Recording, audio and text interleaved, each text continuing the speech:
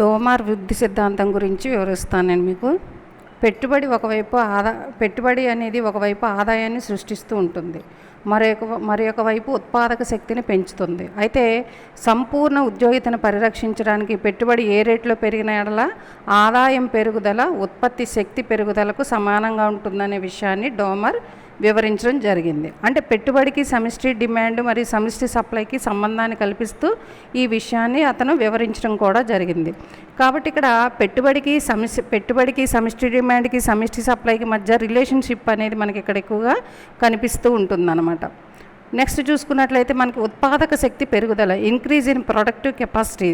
పెట్టుబడిని ఇక్కడ చూసుకున్నట్లయితే మనకి దానివల్ల వచ్చు నికర సగటు ఉత్పత్తి సిగ్మా కానీ చూపిస్తూ ఉంటాం. అంటే పెట్టుబడి వలన వచ్చే నికర సగటు ఉత్పత్తి ఇది సప్లైని వివరిస్తుంది అనమాట. సిగ్మా ఫలితం అంటే ఏంటంటే సిగ్మా ఎఫెక్ట్ అని అంటారు దీన్ని.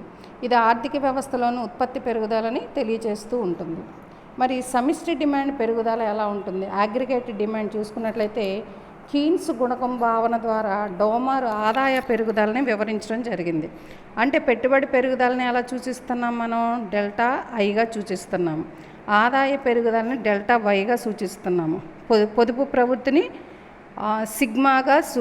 ఆల్ఫాగా సూచించడం అనేది జరిగిందనమాట. కాబట్టి ఇక్కడ ఆదాయ పెరుగుదల పెట్టుబడి పెరుగుదలకు గుణకం రేట్లకు ఎలా ఉంటుందంటే సమానంగా ఉండటం అనేది జరుగుతూ ఉంటుంది. అనగా పెట్టుబడి పెరుగుదలను దేనితో హెచ్చించిన అంటే గుణకం విలువతో హెచ్చించిన ఎడల ఆదాయ పెరుగుదల తెలుస్తుంది అని చెప్తున్నారు. అంటే పెట్టుబడి పెరుగుదలని గుణకం విలువతో హెచ్చించిన ఎడల ఆదాయ పెరుగుదల తెలుస్తుంది అని చెప్పి మనకి వివరించడం జరిగింది. డోమార్ తన సిద్ధాంతంలో వివరించడం జరిగింది. ఇక్కడ డోమార్ మనకి సంబంధించి ఒక సమీకరణం చెప్పాడు. ఏంటంటే delta Y is equal delta I 1/α అని చెప్పి మనకి ఒక ఈక్వేషన్ మనకి ఇక్కడ చెప్పడం జరిగింది. డెల్టా వై అనేది ఆదాయం పెరుగుదలను సూచిస్తుంది. డెల్టా ఐ 1/α ఈజ్ ఈక్వల్ పెట్టుబడి పెరుగుదలను సూచిస్తుంది ఇంటూ గుణకం అనమాట. మరి నెక్స్ట్ ఈక్విలిబ్రియం సమతౌల్యం అంటే ఏంటి? సంపూర్ణ ఉద్యోగిత స్థాయి ఆదాయాన్ని పరిరక్షించవలన సమిష్టి డిమాండ్ సమిష్టి సప్లైకి సమానంగా ఉండాలి. ఏంటి మనకు ఫుల్ ఎంప్లాయ్మెంట్ రావాలి అంటే సంపూర్ణ ఉద్యోగిత స్థాయి ఆదాయాన్ని పరిరక్షించాలంటే సమిష్టి డిమాండ్ దేనికి సమానంగా ఉండాలి? సమిష్టి సప్లైకి సమానంగా ఉండాలి. సమిష్టి డిమాండ్ సప్లై మరియు డిమాండ్ల సమీకరణాలు అనుసరించి సంపూర్ణ ఉద్యోగిత స్థాయి ఆదాయ సమతౌల్యము ఏం చేస్తుందంటే మనకి దిగువ సమీకరణాన్ని తెలియచేయటం అనేది జరుగుతూ ఉంటుందన్నమాట. కాబట్టి ఇక్కడ డోమర్ నమూనాలో ప్రాథమిక సమీకరణం చూసుకున్నట్లయితే ఇక్కడ మనకి సమీకరణంలో డెల్టా ఐ 1/α ఈజ్ ఈక్వల్ అని మనం చెప్తూ ఉన్నాం. డెల్టా ఐ 1/α అని చెప్తూ ఉన్నాం. మరి ఇక్కడ మనకు చూసుకుంటే రెండు వైపులను ఐ చేత భాగాహరించి ఆల్ఫా చేత గుణించిన ఎడల మనకి ఏమొస్తుందంటే delta I/I is equal to alpha sigma అనేవి రావటం జరుగుతూ ఉంటుంది. అంటే ఇక్కడ మనం సంపూర్ణ ఉద్యోగిత పరిరక్షించాలంటే నికర స్వయం ప్రేరిత పెట్టుబడి పెరుగుదల రేటు మూలధన ఉత్పాదక శక్తి ఇంటూ ఉపాంత పొదుపు ప్రవృత్తి MPS అనగా ఆల్ఫా ఇంటూ సిగ్మాకి సమానంగా ఉండాలి ఇక్కడ. కాబట్టి ఇది ఒక సంఖ్యాత్మక ఉదాహరణగా మనం చెప్తూ ఉన్నాం. పై సమీకరణము ఒక సంఖ్యాత్మక ఉదాహరణగా చెప్తూ ఉన్నాం. అయితే ఇక్కడ ఈ పైన ఈక్వేషన్స్ వల్ల మనకి ఏం తెలుస్తుందంటే సంపూర్ణ ఉద్యోగిత స్థాయి పరిరక్షించడానికి ఆదాయం సాలుసరి 3% పెరగవాలి, 3% వంతున పెరగవాలని చెప్తూ ఉన్నారు. అలా పెరిగితే ఏం సాధిస్తున్నామంటే సమతౌల్య వృద్ధి రేటు సాధించడానికి అవకాశం ఉంది. కాబట్టి ఈ అభిలషణీయమైన పరిస్థితికి భిన్నంగా చూసుకున్నట్లయితే ఏ మార్పు వచ్చినప్పటికీ చక్రీయ ఒడిదుడుకులు అనేవి అంటే సైక్లికల్ ఫ్లక్చుయేషన్స్ అనేవి సంభవించడానికి ఎక్కువ అవకాశం ఉంది. కాబట్టి పెట్టుబడి పెరుగుదల ఆల్ఫా ఇంటూ సిగ్మా కన్నా ఎక్కువగా ఉందనుకోండి ఆర్థిక వ్యవస్థ యొక్క వ్యాపారము ముమ్మరంగ పరిస్థితి ఎదుర్కొంటుంది. పెట్టుబడి పెరుగుదల ఆల్ఫా బీటా కన్నా ఆల్ఫా సిగ్మా కన్నా తక్కువగా ఉంటేగా ఆర్థిక మాంద్య పరిస్థితులు ఏర్పడటానికి అవకాశం ఉంది. కాబట్టి ఇక్కడ పెట్టుబడి పెరుగుదల రేటు ఆల్ఫా సిగ్మాలు కనుక ఇవి ఒకదానికన్నా ఒకటి తక్కువగా ఉంటే, ఒకసారేమో ఎక్కువగా ఉంటేనేమో పెట్టుబడి పెరుగుదల రేటు ఆల్ఫా సిగ్మా కన్నా ఎక్కువగా ఉంటేనేమో ఆర్థిక వ్యవస్థ ఎలా ఉంటుంది, చాలా ముమ్మరస్తాయి, చాలా మంచి పొజిషన్లో ఉండడానికి అవకాశం ఉంది. కానీ పెట్టుబడి పెరుగుదల రేటు ఆల్ఫా సిగ్మా కన్నా కనుక తక్కువగా ఉందనుకోండి, ఏ పరిస్థితులు ఏర్పడతాయి అంటే ఆర్థిక మాంద్య పరిస్థితులు ఏర్పడటానికి అవకాశం ఉంది. నెక్స్ట్ చూసుకుంటే రోస్టో ఆర్థికాభివృద్ధి సిద్ధాంతం. రోస్టో ప్రతిపాదించిన ఆర్థికాభివృద్ధి సిద్ధాంతం యొక్క ప్రక్రియ దశలు ఎలా ఉన్నాయో చూద్దాం. మనకి ఆచార్య డబ్ల్యూడబ్ల్యూ రోస్టో అనే అర్థశాస్త్రవేత్త ఆర్థికాభి ప్రక్రియను చారిత్రాత్మక దృక్పథంతో వివరించడం జరిగింది. అంటే ఆర్థికాభివృద్ధిలో అతను 5 దశలను వివరిస్తాడు. ఏంటది? సాంప్రదాయ సమాజం, ట్రెడిషనల్ సొసైటీ, ప్లవన దశకు ఏర్పడే నిబంధనలు, pre conditions for take off, ప్లవన దశ టేక్ ఆఫ్ స్టేజ్, పరిపక్వ దశ గమనము డ్రైవ్ టు మెచ్యూరిటీ, భారీ వినియోగ దశ ఏజ్ ఆఫ్ మాస్ కన్జంప్షన్. 5 దశల్ని మనకి ఇక్కడ వివరించడం జరిగింది. ఏంటమ్మది? Traditional society, pre conditions of take off stage, తర్వాత డ్రైవ్ టు మెచ్యూరిటీ, భారీ వినియోగ దశ. ఈ 5 దశలను అతను వివరించడం జరిగింది. అందులో ఫస్ట్ వన్ చూద్దాం, సాంప్రదాయ సమాజం, ట్రెడిషనల్ సొసైటీ. ఇక్కడ మనకి సాంప్రదాయ సమాజాన్ని ఏం చేశారంటే రోస్టో మనకి ఒక నిర్వచనం ద్వారా వివరించడం జరిగింది. ఏంటదంటే న్యూటన్ శాస్త్ర మరియు సాంకేతిక పరిజ్ఞానంకు పూర్వమున్న శాస్త్ర మరియు సాంకేతిక పరిజ్ఞానం ఆధారంగా ఏర్పడిన పరిమితమైన ఉత్పత్తి ఫలముల ఆధారంగా నిర్మింపబడిన సమాజం మరియు బౌద్ధిక ప్రపంచం గురించి న్యూటన్కు పూర్వం ఉన్న విజ్ఞాన గల సమాజం ఏదైతే ఉందో దాన్ని సాంప్రదాయ సమాజం అని చెప్తున్నాడు. అంటే ఇక్కడ న్యూటన్ చెప్పిన శాస్త్ర మరియు సాంకేతిక పరిజ్ఞానానికి పూర్వం, అంటే మనకు టెక్నాలజీ బాగా డెవలప్ అవ్వకముందు పూర్వము దాని ఆధారంగా ఏర్పడిన పరిమితమైన ఉత్పత్తి ఫలముల ఆధారంగా నిర్మింపబడిన, అంటే లిమిటెడ్ మనకి ప్రొడక్షన్ అనేది దాని ఆధారంగా నిర్మింపబడిన సమాజము మరియు భౌతిక ప్రపంచం గురించి న్యూటన్కు పూర్వం ఉన్న విజ్ఞానం గల సమాజం ఏదైతే ఉందో దాన్ని సాంప్రదాయ సమాజం అని చెప్పి రోస్టో మనకి వివరించడం జరిగింది. అయితే ఇక్కడ న్యూటన్ శాస్త్రవేత్త ఏం చెప్తున్నారంటే శాస్త్ర మరియు సాంకేతిక పరిజ్ఞానము ఒక నిర్దిష్ట ఘట్టముగా తీసుకోబడింది. అంటే దీనికి పూర్వం ఉన్న శాస్త్ర సాంకేతిక పరిస్థితులు గల సమాజాన్ని మాత్రమే సాంప్రదాయ సమాజంగా ఇతను వర్ణించడం జరిగింది. అంటే శాస్త్ర సాంకేతిక పరిజ్ఞానము డెవలప్ అవ్వనటువంటి పూర్వస్థితి ఏదైతే ఉందో దానిని మాత్రమే సాంప్రదాయ సమాజంగా ఇక్కడ వివరించడం అనేది జరిగింది. అయితే ఈ సమాజంలో ఎలా ఉండేదంటే ఆర్థికాభివృద్ధికి కావాల్సిన అన్ని అంశాలు ఉన్నప్పటికీ కూడా ఆధునిక సాంకేతిక పరిజ్ఞానం లోపించినందువల్ల ఏమైందంటే తలసరి ఆదాయము ఒక తక్కువ స్థాయిలో ఉండటం అనేది జరిగింది. కాబట్టి న్యూటన్ చెప్పిన శాస్త్ర సాంకేతిక పూర్వ సాంప్రదాయ సమాజం గురించి చూసుకున్నట్లయితే ఆర్థికాభివృద్ధి కావాల్సిన అన్ని అంశాలు ఉన్నప్పటికీ కూడా ఏమైందంటే ఇక్కడ మనకి శాస్త్ర సాంకేతిక పరిజ్ఞానం లోపించడం వల్ల మనకి ఇక్కడ అభివృద్ధి అనేది, అంటే తలసరి పర్ క్యాపిటల్ ఇన్కమ్ అనేది తక్కువగా ఉండడం అనేది జరిగింది. కాబట్టి ఇటువంటి సాంప్రదాయ సమాజంలో ఎలా ఉంటుందంటే సాంఘిక నిర్మాణము ఆధిపత్య ప్రాతిపదికగా నిర్మించబడింది. అంటే రాజకీయ అధికారము భూకామందుల చేతుల్లో కేంద్రీకృతమై ఉంటుంది. మనకి ఈ శాస్త్ర సాంకేతిక పరిజ్ఞానము అభివృద్ధి చెందకముందు పూర్వపు స్థితి కనుక తీసుకున్నట్టయితే అప్పటి సమాజంలో మనకంతా కూడా అధికారం అంతా కూడా కొంతమంది వ్యక్తుల చేతుల్లో మాత్రమే కేంద్రీకృతమై ఉండడం అనేది జరుగుతూ ఉండేది. అది ఎక్కువగా భూస్వాములు, జమీందారీ వ్యవస్థ ఇలాంటి వాళ్ళ చేతుల్లో మాత్రమే కేంద్రీకృతమై ఉండడం అనేది జరిగింది. అయితే మనకి 75% మంది ప్రజలు వ్యవసాయ రంగం పైన ఆధారపడి ఉంటారు. అది విషయం మీ అందరికీ తెలుసు. అది ఆదాయం ఎక్కువగా అనుత్పాదక వ్యయం పైన కూడా ఖర్చు పెడబడింది. అంటే కేవలం వ్యవసాయ రంగం పైన కాకుండా ఇంక ఇతర అంశాలపైన, అంటే దేవాలయ నిర్మాణము, వివాహాలు, యుద్ధాలు మొదలగు వాటిపైన కూడా ఎక్కువగా ఖర్చు పెడబడటం అనేది జరుగుతూ ఉంది. కాబట్టి రోస్టో ఇచ్చిన నిర్వచనం ప్రకారము మనకి ఇక్కడ న్యూటన్ చెప్పిన శాస్త్ర సాంకేతిక విజ్ఞాన పూర్వం ఎలా ఉండేది సాంప్రదాయ సమాజము, దానివల్ల మన యొక్క ఆర్థిక అభివృద్ధికి ఏ విధంగా తోడ్పడేది కూడా మనకు వివరించి చెప్పడం జరిగింది. నెక్స్ట్ సెకండ్ వన్ చూసుకుంటే ప్లవన నిబంధనలకు ఏర్పడే దశ, అంటే pre conditions for take of. ఇది ప్లవన దశకు ముందు ఏర్పడవలసిన అవస్థ ట్రాన్సిక్షనల్ దశ. ఈ దశలో ప్లవన దశకు కావాల్సిన ఏమేంటంటే నియమ నిబంధనలన్నీ ఏర్పడ్డాయి. ఈ నిబంధనలు ఎలా ఉన్నాయి చూడండి. ఆర్థికాభివృద్ధికి సాధ్యమైన భావన విస్తరిస్తూ ఉంటుంది. అంటే మన అభివృద్ధి చెందడానికి అన్ని రకాలైన అంశాలు మనకు తోడ్పడుతూ ఉన్నాయి అన్నమాట. ఆర్థికాభివృద్ధి అనేది ఎలా అంటే ఒక మంచి లక్ష్యాన్ని సాధించడానికి మార్గం ఏర్పాటు చేసుకోవడానికి మనకు ఆర్థికాభివృద్ధి అనేక రకాలుగా తోడ్పడుతూ ఉంటుంది. తర్వాత ఇంకోటి చూసుకుంటే నూతన ఆర్థిక కార్యకలాపాలకు అనుగుణంగా కూడా విద్య విస్తరిస్తూ ఉంటుంది. అంటే new economic reforms, new economic strategies కూడా మనం ప్రవేశపెడటానికి విద్య అనేక రకాలుగా అవకాశం ఉంటుంది.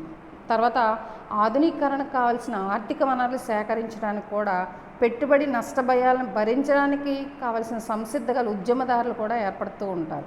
తర్వాత మనకున్న ఎకనామిక్ రిసోర్సెస్ సమీకరణకు బ్యాంకులు నెలకొల్పబడి వృద్ధి చెందడానికి కూడా అవకాశం ఉంది.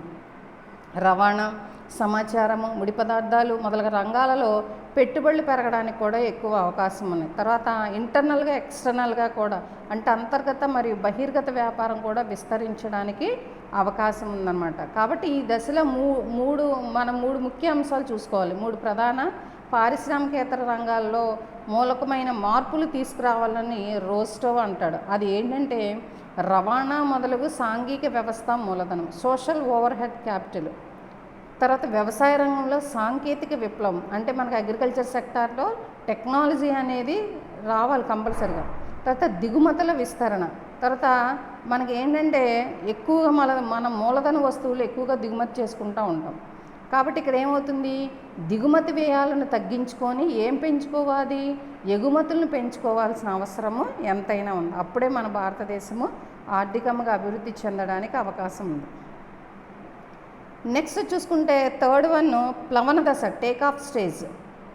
టేక్ ఆఫ్ స్టేజ్ కనుక తీసుకుంటే సమాజ పరిమాణంలో ప్లవన దశ అనేది ఒక కీలకమైన ప్రధాన ఘట్టంగా చెప్పుకుంటూ ఉంటాం. అంటే ఒక పెద్ద నది ఉత్పత్తి స్థానం లాంటిది, వాటర్ షెడ్ లాంటిది. ఆర్థికాభివృద్ధి యొక్క ఈ దశ సాధారణ లక్ష్యం. అంటే మనకి ఇక్కడ ఈ ప్లవన దశ దాదాపుగా 2 శతాబ్దాల కాలం పాటు స్వల్పంగా ఉంటుందని మనకి రోస్టో అభిప్రాయపడటం అనేది జరిగింది.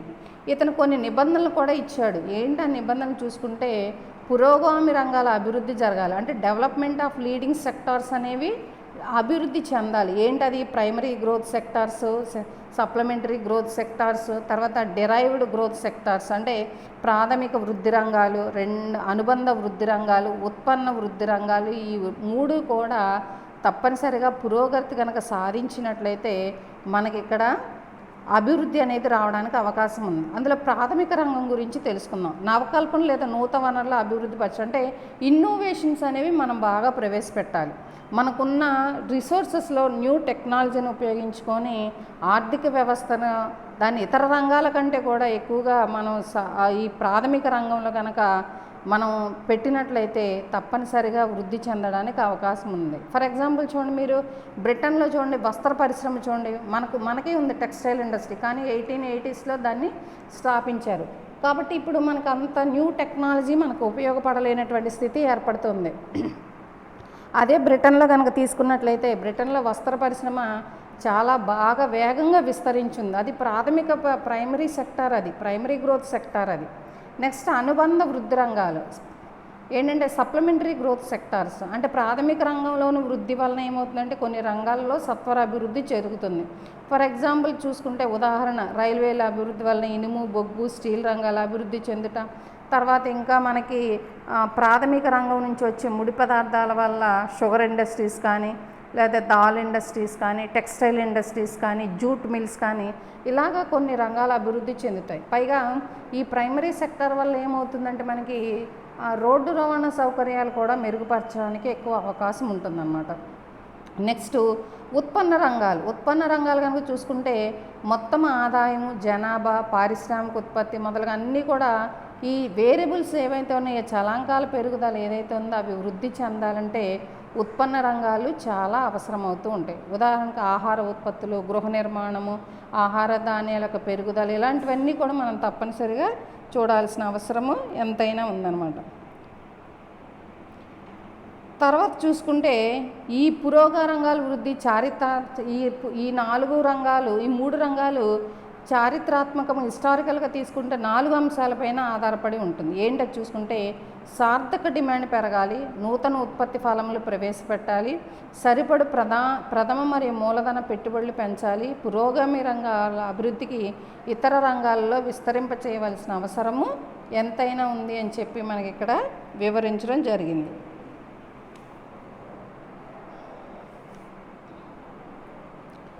నెక్స్ట్ పరిపక్వ దశ గమనం, డెరైవ్ టు మెచ్యూరిటీ.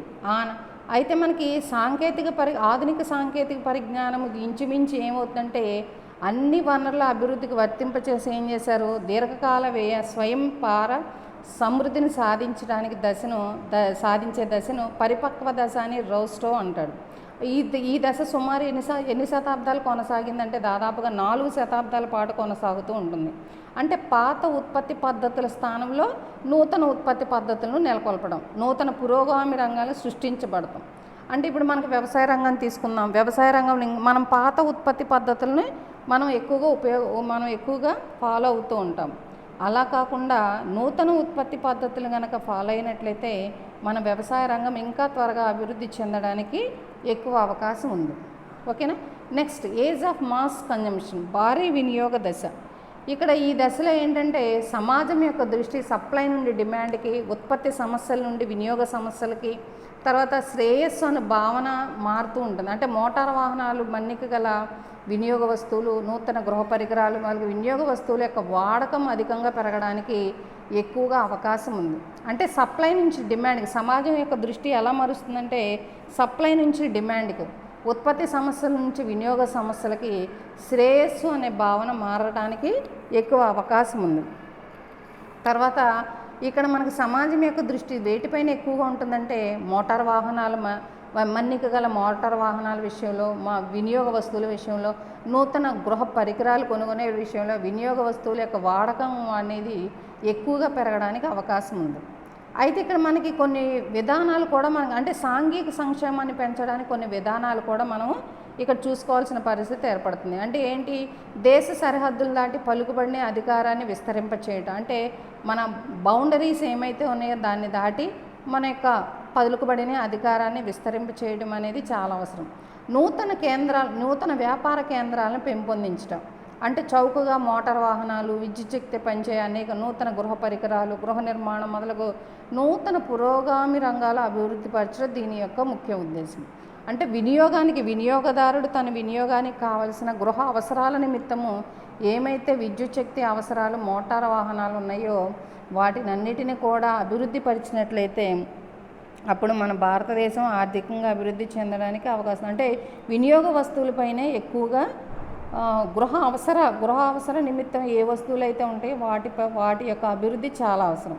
తర్వాత సాంఘిక భద్రత, వినియోగ వస్తువుల భారీ వినియోగము, సంపూర్ణ ఉద్యోగిత మొదలైనవి ఈ దశలో జనాభా పెరుగుదలను ప్రోత్సహించినవని రోస్టో అంటాడు. అంటే సోషల్ సెక్యూరిటీ, సాంఘిక భద్రత, వినియోగ వస్తువుల యొక్క భారీ వినియోగం, అంటే వినియోగ వస్తువులు ఎక్కువ మొత్తంలో కొనుగోలు చేయటం ఒకటి, సంపూర్ణ ఉద్యోగిత మొదలైనవి ఈ దశలో అన్నీ కూడా జనాభా పెరుగుదలను ప్రోత్సహించేవిగా ఉన్నాయని చెప్పి రోస్టో అనటం జరిగింది. కాబట్టి చారిత్రకంగా ఈ దశని చేరిన మొదటి దేశము అమెరికా 1920లో అంటే మొట్టమొదటిసారిగా ఈ దశను హిస్టారికల్గా కానీ చూసినట్లయితే అమెరికా 1920 సంవత్సరంలో ఈ దశని చేరుకోవటం అనేది జరిగింది. తర్వాత బ్రిటన్ 1930లో, జపాన్, పశ్చిమ ఐరోపా దేశాలు 1950లో, ఇలాంటివన్నీ కూడా ఈ దశని చేరుకోవడానికి ఎక్కువగా అవకాశం, అంటే భారీ వినియోగ దశ చేరుకోవడానికి ఎక్కువ అవకాశం ఉందని చెప్పి అతను వివరించడం జరిగింది. కాబట్టి ఇక్కడ మనకి ఆర్థిక వృద్ధిని పెంపొందించే సిద్ధాంతాలు అనేక మంది అర్థశాస్త్రవేత్తలు, ఆడమ్ స్మిత్ కానివ్వండి, హారడ్ డోమర్ కానివ్వండి, మరి ఇంకా రోస్టో కానివ్వండి, కార్ల్ మార్క్స్ కానివ్వండి, వీళ్ళందరూ కూడా ఆర్థిక వృద్ధికి అనేక రకాలైన సిద్ధాంతాలు మనకి ఇచ్చినప్పటికీ కూడా ఈ సిద్ధాంతాలన్నీ కూడా ఒక దేశం యొక్క ఆర్థిక వ్యవస్థ అభివృద్ధి చెందడానికి అనేక రకాలుగా ఉపయోగపడుతుందని చెప్పి మనకి వివరించడం జరిగింది.